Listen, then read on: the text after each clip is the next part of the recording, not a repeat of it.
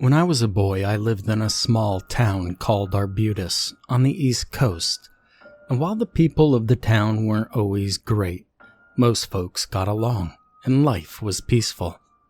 I genuinely miss those days, because my life has gotten a lot more complicated since then, and between medical worries, financial troubles, and the ever-deteriorating situation of literally everything in the modern era, I miss the comfort of a time when all I worried about was whether I'd go to the creek or not. I really miss the creek, too. The house where I grew up was right next to my elementary school, which was not great, but there was a basketball court and a playground right behind it. So you take the good with the bad, I guess. And just west of where I lived, kind of behind my house, and next to the basketball court, was a huge field with like 3 baseball diamonds. Now, I don't really care much about sports, and I never have, but I used to walk that field a lot because it led straight to the creek, which itself ran through a beautifully secluded woodland. I wasn't particularly well liked in my town. In fact, you could say that a lot of people hated me. I was very different, and perhaps a touch sensitive, but also I just never fit in. But I never really wanted to, honestly. Most people are sheep and follow each other into tons of choices that they don't want for themselves, and I never wanted that for myself. And so I spent a lot of time on my own, which suited me just fine, because one of the ways in which I was different was that I have a pretty vivid imagination. I'd spent hours, sometimes days, down at the creek, pretending to have sword fights, using cool sword-like sticks that I'd found. You know the ones. I used to love catching crayfish. That's crawdads for you from somewhere other than Maryland. I'd always let them go, because despite really loving action and adventure, I was a pretty gentle kid and didn't generally like hurting most things, especially not animals.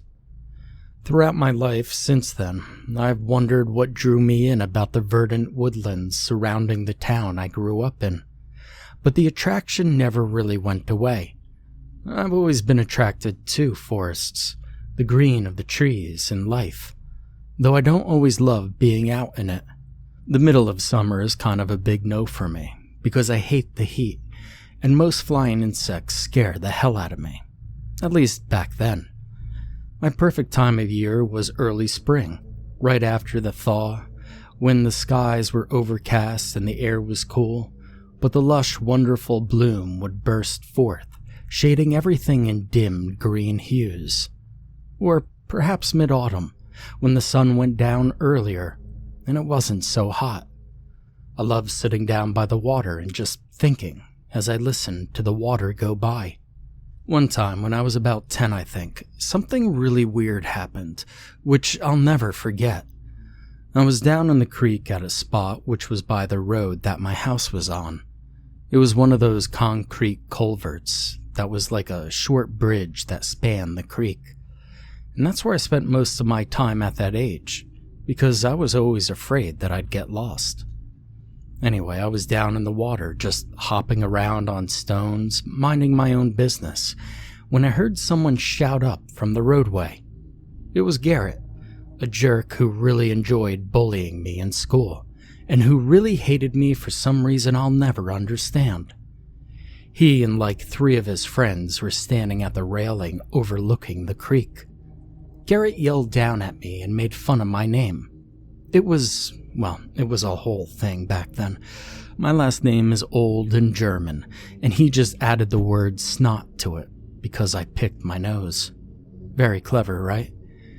Anyway, everyone called me it, and while I didn't like it, I'd gotten used to it. I told Garrett to leave me alone, but he kept asking what I was doing. The thing is, I was pretending, which I got bullied for a lot. I just wanted him to leave so I could go back to what I was doing, but he wouldn't let up. We eventually traded insults, and one of mine was apparently so biting that he decided violence was in order. Garrett and his friends started throwing rocks at me, and from high as they were, they probably could have hurt me pretty bad. But I was used to getting things thrown at me by this point. I dodged them as best as I could, and I grabbed a few of my own, acting as though I'd throw them back, but they just laughed, because we both knew I couldn't make the throw.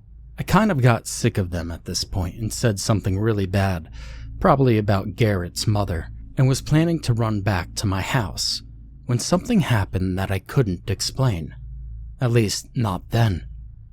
From up at the roadway, there came a roar. At first, I genuinely imagined that it was a dragon, but whatever it was, I couldn't see it. It was like shadowed. Like whatever had made the sound was shimmering in a sort of camouflage, and I remember being reminded of the Predator from the movies of the same name. It was like that, but seemed a lot more organic or fluid, but quite honestly, I had no idea what it was. But whatever it was, I think Garrett saw it, because it scared the shit out of him and his buddies, and they ran off. That's when I got the distinct impression that it had turned towards me, and I bolted further into the creek. I knew that it was following me, but I didn't know how, and something was pulling me, urging me to move further down the stream and into the part of it which was fully inside the woods. When I got to this huge rock, which I loved because it looked like a castle, I turned to face whatever was following me, feeling almost like I was on my home turf, as it were. When I turned, I saw nothing, but felt like there was something right in front of me, but also kind of all around me. Suddenly, I didn't feel scared at all. But it was so much more than that. I felt strongly as though I didn't even need to feel afraid at all. Nothing that was there wanted to hurt me. All those people had been chased away. I heard a voice ask plainly if I was all right. It was a man's voice, strong and clear. I remember feeling like I should absolutely be freaking out, but I didn't. There was something so powerfully protective about that whole entire moment. I felt a sense of comfort and peace. I told the voice that I was all right, and that I hadn't been hit by any rocks. A gust of strong wind filled the creek then, and shook the trees around, and I knew a storm was approaching. I reveled in it, as I often did, as I still often do, letting the wind tease at my long hair. I heard another voice then, this one soft and very feminine. I remember looking around for whoever it was, and imagined a beautiful river sprite bursting out of the water to greet me, but I never saw her. The second voice asked me a rather strange and sort of specific question, and I'll never forget the wording.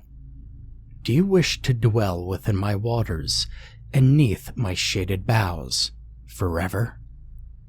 Now I was like 10, right? I know that many of you think I should have been afraid, but I wasn't. I said yes without a moment's hesitation, and as I did, I heard the man's voice laugh. I remember kind of freaking out a bit, but before I could even make sense of it all, the wind picked up again, and it started to rain heavily. I stood there, enjoying the rain, but I heard the man's voice tell me that, if I wanted to stay, I had to leave.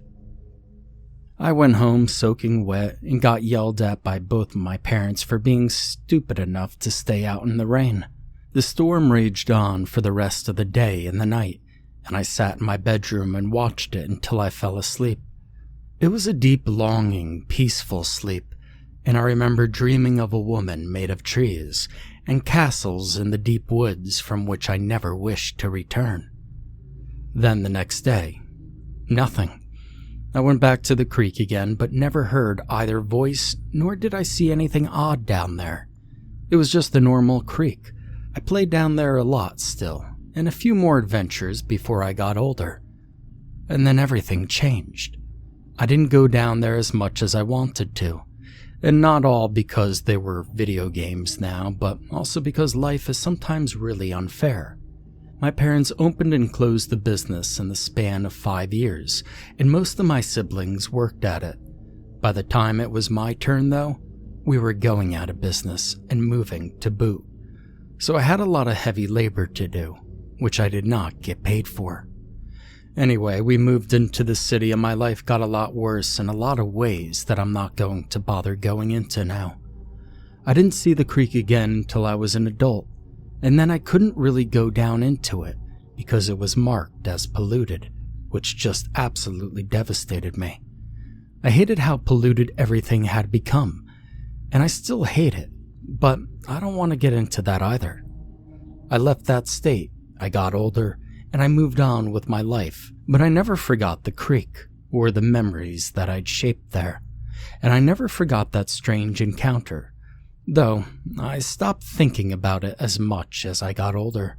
I would sometimes hyperfixate on it though, often out of nowhere, and I always imagined that whoever or whatever had been there that day was calling to me. I know it seems silly, but that's what it felt like. A familiar voice calling my name. Now recently I had the opportunity to go back to my hometown for a visit and return to many of my old haunts, like Sorrento's Pizza, which is still the best pizza I've ever eaten. I also took a stroll down to my old house and asked the folks inside if they minded if I checked out the yard. They invited me in and let me look around. It was nice, but I knew it was awkward, so I thanked them and left.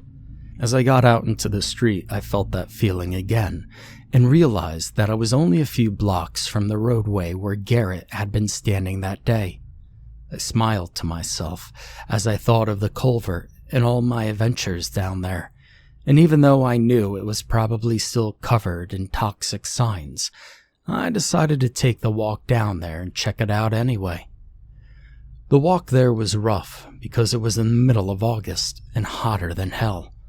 I almost gave up at one point, but I pushed through. I didn't know what it was, but something told me that if I didn't persevere, I'd never even see the creek again, and regret it deeply for the rest of my life. And I was tired of those kind of regrets, and so I pressed on.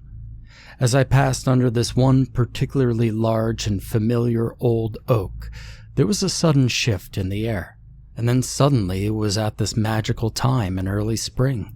The air was cool and crisp, and the wind was steady but not frigid. The haze in the sky cleared up, but it kind of got darker, and when I looked, a storm was gathering.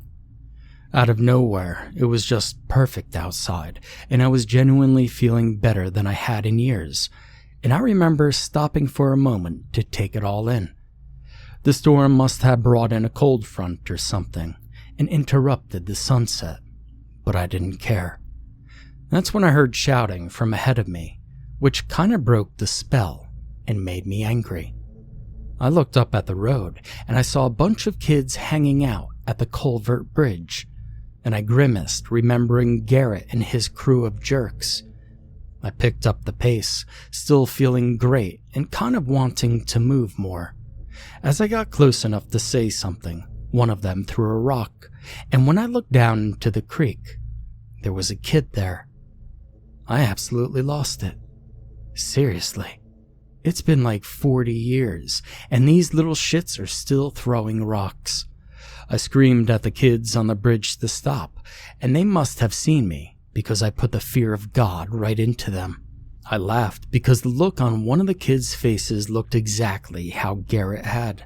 When I looked back down into the creek, the kid I'd seen had disappeared, and I kind of panicked. No one was supposed to be down there, or so I thought, and I didn't want them to get sick, or worse, get injuries by these assholes, and have it get infected. I moved over to the path that led down into the creek and tried to call after the kid. As I made my way down the path, I noticed that the signs I'd seen up there years before were gone, and I'd wondered if some local kids had just taken them down, or if maybe the creek had just been cleared up. The idea that the creek had gotten cleaned and was safe again really doubled down on how great this afternoon was going. I just hoped that this kid was okay. I got down to the water level and was surprised at how agile I felt, because, well, the fact is that I'd gotten pretty chunky as I got older. That day, though, it was like I was 20 again, and ran down the embankment to peer up the creek. A little ways away, I saw the kid tearing ass up the creek. I tried to call out to him, but I don't think he heard me because he was splashing so much. And right here, I was kind of feeling weird, and like maybe I should leave. It was odd, after all, to scream at one group of kids and then chase another one down into a shadowed creek. The thing was, I was kind of having so much fun running around that I didn't want to leave. I was also concerned for the boy. There was also something. You see, I felt like I was being pulled towards something that I was supposed to find. Maybe it was just being back there, or maybe it was the weather, or maybe both. Regardless, I kept going.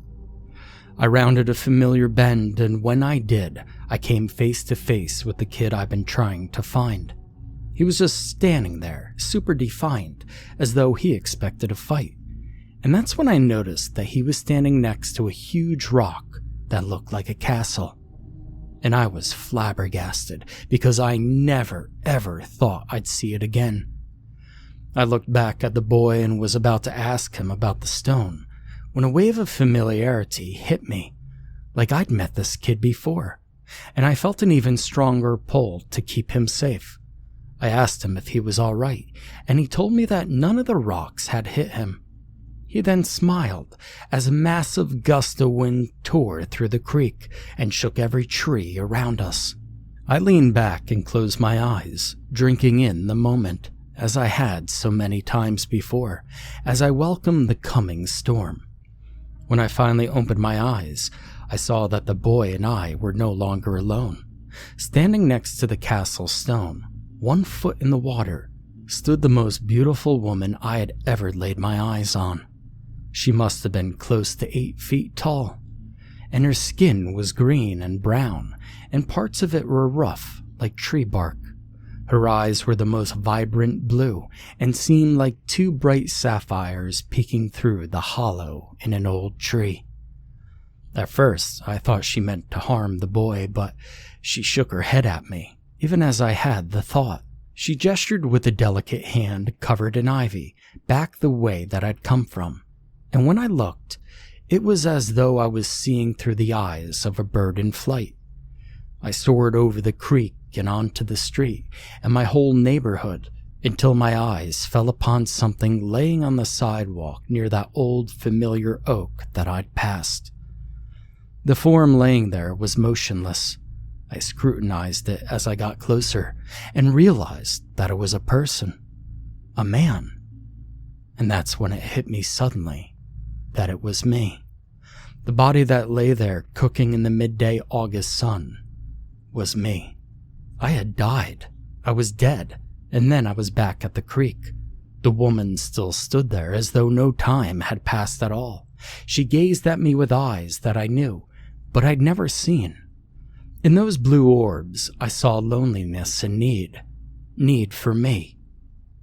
Do you wish to dwell within my waters and neath my shaded boughs forever? The sapphire-eyed lady of green asked me with a longing that I hadn't heard the first time. Without a second thought, I whispered yes, and right at that exact instant, the boy also did as well. When I realized that I answered her twice, I laughed so loudly that I startled myself, and she laughed as well as the heavens opened. The pure cleansing rain washed away all my years of pain and anguish. All of the people who'd hurt me, all of the mistakes I'd ever made just disappeared as the rain passed through me and mingled with the smooth, steady waters at my feet. When I opened my eyes, the boy stood firm in the rain, as I had so long ago, and I realized that if he stayed there, he'd never get to where I was. If you want to stay, you have to leave, I shouted over the falling rain, and his eyes went wide as he ran from the creek and off to get yelled at by his parents. I giggled to myself as I watched him run, but then I felt so sorry for what was about to happen to him. I felt a gentle caress upon my cheek and leaned into its comfort, feeling her softness. I almost wept at her touch, even the parts of her hand that were rough and were made of bark. When I looked up at her, she took me by the hand and pulled me towards the castle rock.